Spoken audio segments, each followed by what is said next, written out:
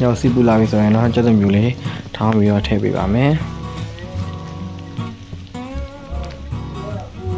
ကျက်သွန်မျိုးအနှမ်းလေးမှုလာပြီဆိုရင်တော့ကျွန်တော်ကျက်သွန်လေးပါပါလေးလှီးထားတဲ့ဥစ္စာလေးတွေကိုထည့်ပြီးတော့ဝယ်ပေးပါမယ်ဖြစ်ပါတယ်ဗျာ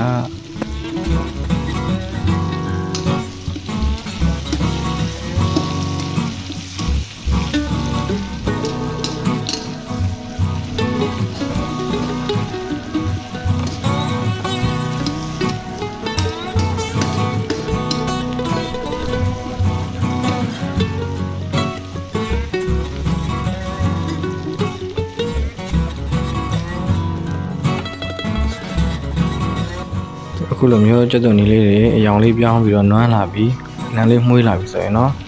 ခန်းညီလေးတစ်လုံးပပလေးလှိပြီးတော့ထည့်ပြီးတော့မွေးပေးရမှာဖြစ်ပါတယ်ဗျာ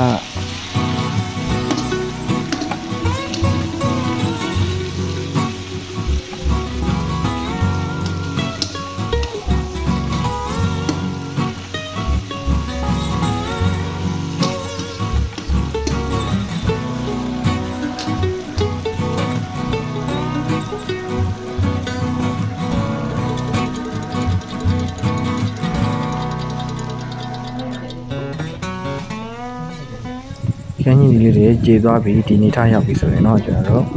အချင်းလေးတွေထည့်ပြီးတော့ကြော်ပေးရမှာဖြစ်ပါတယ်ဗျာဒီနေရာမှာငချင်းထည့်ကြော်တဲ့အခါမှာကျွန်တော်တို့စားထည့်ကြမလို့ပါဘူးဗျာငချင်းကစားနဲ့ထည့်ပြီးတော့ပိတ်ထားတာဖြစ်တဲ့အတွက်ကြောင့်မို့စားထည့်ကြတော့မလိုပါဘူးဗျာကျွန်တော်တို့ကြိုက်မယ်ဆိုရင်တော့အချုံမုံလေးနည်းနည်းထည့်ပြီးတော့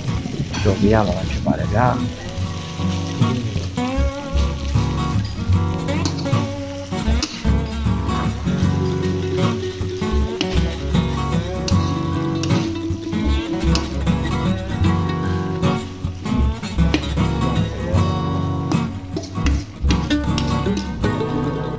ကျွန်တော်ကတော့ငချင်ကို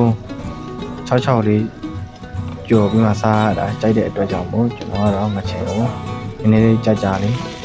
ကြော်ပြီးမှဖြစ်ပါတယ်ဗျာပြီးရင်တော့ကျွန်တော်တို့မျိုးသီးစိမ်းလေး5တော့လောက်ထည့်ပါမယ်ဒီဗီဒီယိုမှာကျွန်တော်ပင်စိမ်းလေးတွေနောက်ဆုံးမှာချခံပြီးပါပင်စိမ်းလေးထည့်ပြီးကြော်ထားပါတယ်ဗျာ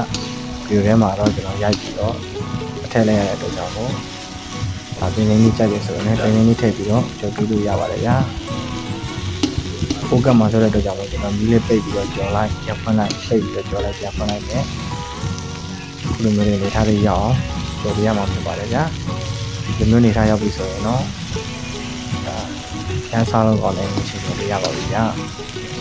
လောချက်လေးရှိလို့လည်းကိုမမမချက်ရေးပေးလို့ရပါတယ်ဗျာနောက်ထပ်တင်တဲ့ဗီဒီယိုတိုင်းလည်းကြည့်လို့ရအောင်ကျွန်တော် channel လေးကို subscribe လုပ်ဖို့တောင်းဆိုပါတယ်ခင်ဗျာကြည့်ရှုဖို့ကြောက်ရှိနေကြရင်လည်းကျေးဇူးများတင်ပါတယ်ဗျာ